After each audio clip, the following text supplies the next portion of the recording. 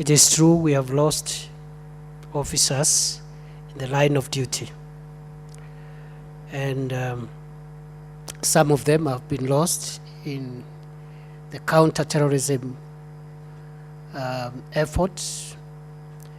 Others have been lost in the counter-banditry efforts.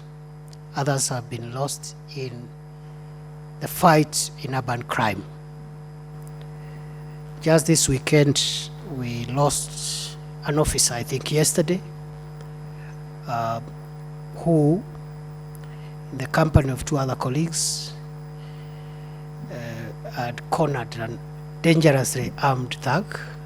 They managed to neutralize the thug, but the thug shot 3 officers and one of them succumbed yesterday.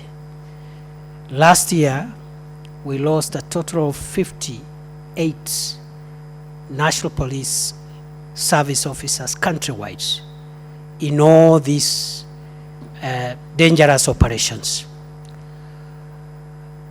As to the question whether we send recruits to dangerous missions, the answer is no.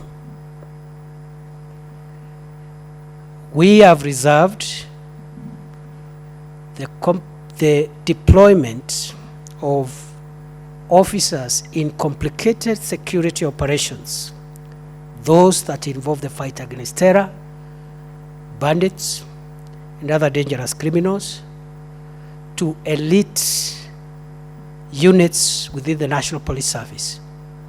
So it's not about age of the officer, it is the training of the officer that determines the deployment. Because you can have a very experienced officer but has no exposure, has no training to handle sophisticated crime. So the age of the officer should not be the problem. You can have a 27-year-old, but they were recruited very early after Kiganjo or APTC and taken to serious counter-terrorism training. It could be 24, 25. But that is the best we have for that effort. So the age should not be a worry. What should be a worry for us as a nation is the loss of our officers in the hands of criminals. I have committed on behalf of government that we shall go out of our way to minimize casualties on our side.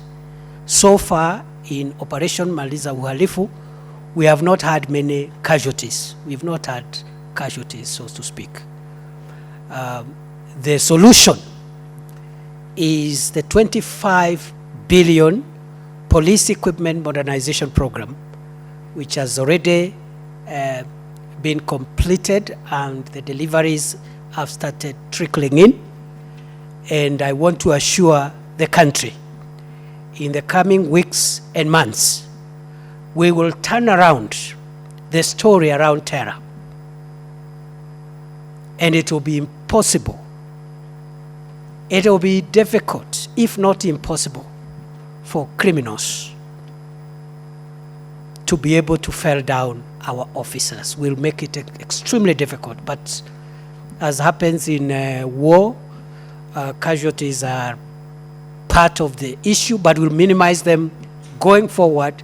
Better equipment, which includes air equipment or air assets, personal protection equipment, and also the increasing use of unarmed vehicles, aerial vehicles, UAVs, commonly known as drones, to minimize physical contact. Going forward, we will turn around the story and we'll have less officers being felled by the fire of terrorists and dangerous criminals.